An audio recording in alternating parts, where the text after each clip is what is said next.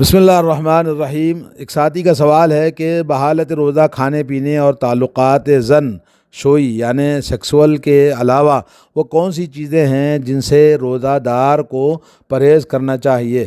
جواب: روزہ دار کے لیے ضروری ہے کہ ادب و احترام کا تقاضا یہ ہے کہ روزے دار ہر اس کام سے پرہیز کرے جو اس کے روزے میں رخنہ اندازی کا باعث ہے۔ ان میں بعض امور ایسے ہیں جو روزے کو باطل تو نہیں کرتے، لیکن البتہ انسان ان کے ارتکاب کے بعد اس کے ثواب سے ضرور محروم ہو جاتا ہے۔ میں سے پہلی چیز ہے غیبت اور چغلی۔ غیبت کرنے سے روزہ کارآمد نہیں رہتا بلکہ اس ڈھال کی طرح ہو جاتا ہے جس میں شگاف سوراخ پڑ جاتے ہیں اور لڑائی میں بچاؤ کا کام نہیں دے سکتی۔ جیسے حدیث میں ہے کہ روزہ ڈھال کا کام دیتا ہے جب تک کہ اس میں غیبت کرنے سے شگاف نہ پڑ جائے۔ سنن دارمی کی حدیث ہے، کیونکہ غیبت کرنے سے، جیسا کہ آج کل عام ماحول ہے، اللہ ہم سب کی حفاظت فرمائے، یہ وہ ڈھال نہیں رہتا۔ الصوم جنۃ، روزہ ڈھال ہے، لیکن ڈھال جب سوراخ پڑ جائے تو پھر وہ دشمن سے بچاؤ کا کام نہیں کر سکتی۔ اسی طرح روزہ بھی فائدہ نہیں پہنچاتا۔ نمبر 2، فحش گوئی اور بد کلامی۔ روزہ دار کے لیے بد کلامی سے بھی اجتناب کرنا بہت ضروری ہے، کیونکہ ایسا کرنے سے روزہ دار اس کے ثواب سے محروم ہو جاتا ہے۔ چنانچہ نبی کریم صلی اللہ علیہ وسلم سے حدیث ہے، الصوم جنۃ، روزہ ڈھال ہے، اس لیے روزہ دار کو چاہیے کہ وہ فحش گوئی اور جہالت اور نادانی سے اجتناب کرے۔ صحیح ابن حبان۔ نیز رسول اللہ صلی اللہ علیہ وسلم نے فرمایا، جب تم میں سے کوئی بحالت روزہ ہو تو اسے بد زبانی، جہالت اور نادانی سے پرہیز کرنا چاہیے۔ صحیح بخاری کتاب الصوم۔ اسی طرح سے نمبر 3 ہے گالی گلوچ اور سب و شتم کرنا۔ روزے دار کو اس حد تک احتیاط کرنا چاہیے کہ اگر کوئی اسے گالی دیتا ہے تو اسے بخوبی کارروائی کی اجازت نہیں ہے۔ حدیث میں ہے کہ اگر کوئی روزے دار کو گالی دے اور اس کو جہالت کا وہ ثبوت دیتا ہے اس کے ساتھ میں، تو اسے چاہیے کہ خاموش رہے اور اس کا بدلہ گالی کا گالی سے، جہالت سے نہ دے، اور نہ ہی وہ کوئی گالی گلوچ بکے۔ صحیح بخاری۔ بلکہ بعض روایات میں ہے کہ گالی دینے والے کو شائستگی سے جواب دے کہ بھائی میں روزے کی حالت میں ہوں۔ یہ بھی صحیح بخاری کی روایت ہے۔ نمبر 4، فضول کام اور جھوٹی باتیں آپس میں کرنا۔ روزے دار کو جھوٹی باتیں اور فضول کاموں سے بھی بچنا بہت ضروری ہے۔ لازم ہے ارتکاب جھوٹی باتوں سے، اور ان کے ارتکاب سے، جھوٹی باتیں، فضول باتوں سے بھی سنگین وعید آئی ہے اس سلسلے میں۔ چنانچہ اللہ کے نبی صلی اللہ علیہ وسلم کی حدیث ہے، جو انسان روزے کے باوجود کذب بیانی، جھوٹی باتوں اور غلط کاموں سے باز نہیں آتا، اللہ تعالیٰ کو اس کے روزے رکھ کر بھوک پیاس سے کوئی ضرورت نہیں، خواہ مخواہ بھوک اور پیاس برداشت کرتا ہے۔ صحیح بخاری۔ اور اسی طرح نمبر 5 ہے بیوی سے بوس و کنار۔ جو روزہ دار اپنی شہوت پر قابو نہ رکھتا ہو اس کے لیے اپنی بیوی سے بغل گیر ہونا جائز نہیں۔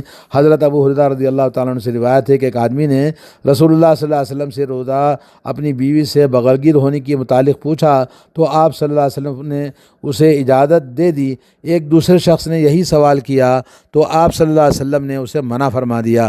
حضرت ابو ہریرہ رضی اللہ تعالیٰ عنہ کہتے ہیں کہ جس شخص کو آپ نے اجازت دے دی وہ بوڑھا تھا، اور جسے آپ نے منع کیا تھا وہ جوان تھا۔ سنن ابو داؤد کتاب الصوم۔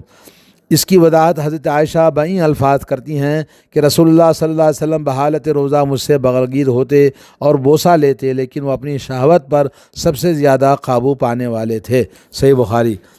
روزے دار کو ناک میں پانی ڈالتے وقت مبالغہ سے کام نہیں لینا چاہیے۔ مبادا پانی حلق میں اتر جائے تو اس کا روزہ قضا کرنی پڑے گی۔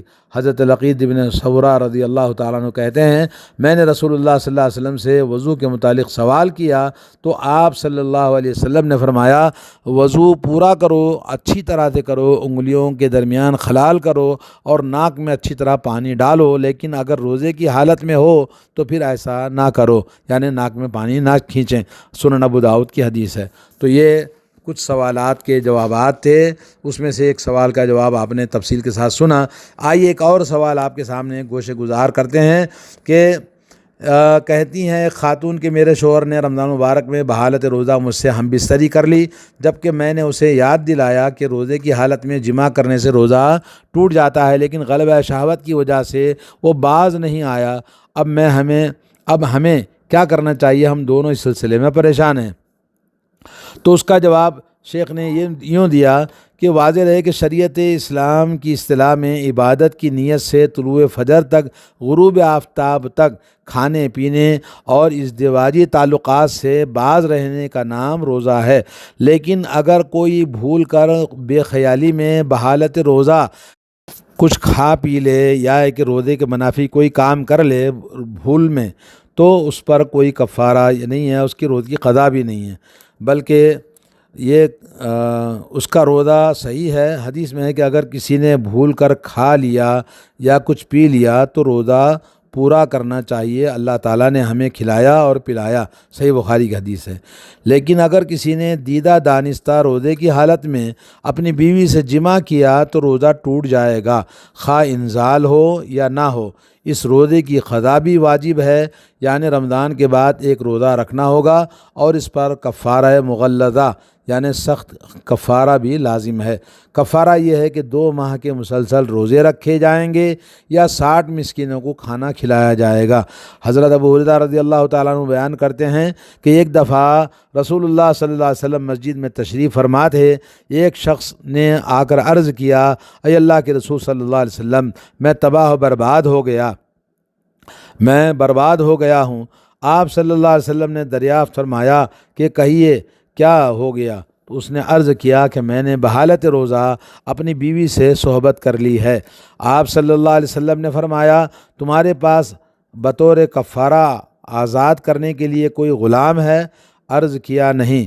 آپ صلی اللہ علیہ وسلم نے فرمایا، کیا تم 2 ماہ کے مسلسل روزے رکھ سکتے ہو؟ اس نے کہا، یہ بھی ناممکن ہے۔ اور فرمایا، کیا تمہارے پاس 60 مسکینوں کو کھانا کھلا سکتے ہو؟ تو اس نے کہا، یہ بھی محال ہے، یہ بھی نہیں ہو سکتا۔ یہ صحیح بخاری کی روایت ہے، کتاب الصوم حدیث نمبر 1936۔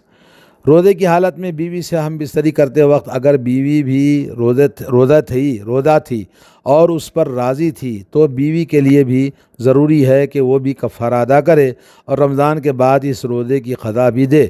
اگر بیوی صحبت پر راضی نہ تھی، جیسا کہ صورت مسئولہ نے بیان کیا ہے، مرد نے زبردستی اس سے صحبت کی، تو عورت پر کفارہ نہیں ہوگا، البتہ اس سے اس دن کی رمضان کے بعد قضا دینا ہوگا۔ حافظ ابن تیمیہ رحمۃ اللہ علیہ نے لکھا ہے کہ اس صورت میں عورت پر روزے کی قضا بھی ضروری نہیں ہے جب اس کا شوہر زبردستی اس کے ساتھ زیادتی کرے، کیونکہ مرد نے زبردستی کی ہے، لیکن بہتر یہی ہے کہ عورت بھی اس روزے کی قضا دے دے۔ یاد رہے کہ بیوی کو اس وقت معذور خیال کیا جائے گا جب شوہر بزور طاقت زبردستی بیوی پر حاوی ہو جائے یا اس سے مارنے پیٹنے پر اتر آئے یا اسے طلاق کی دھمکی دے دے۔ ایسی صورت میں اسے مجبور سمجھا جائے گا۔ اس کے باوجود بھی عورت کو پوری کوشش کرنی چاہیے کہ اپنے شوہر کو سختی کے ساتھ اس عمل سے روکے۔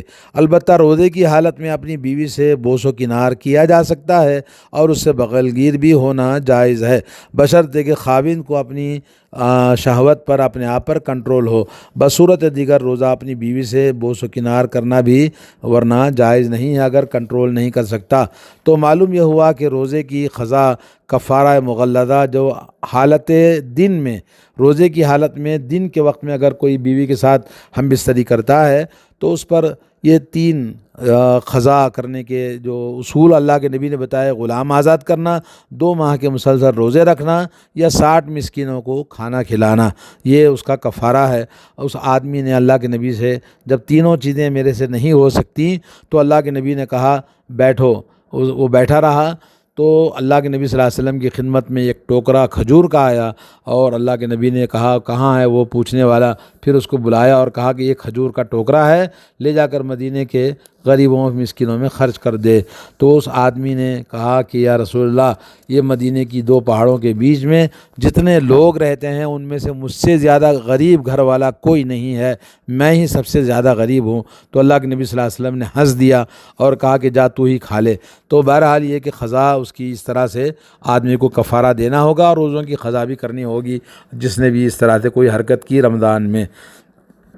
صلی اللہ علیہ نبینا محمد وعلی آلہ وصحبہ اجمعین۔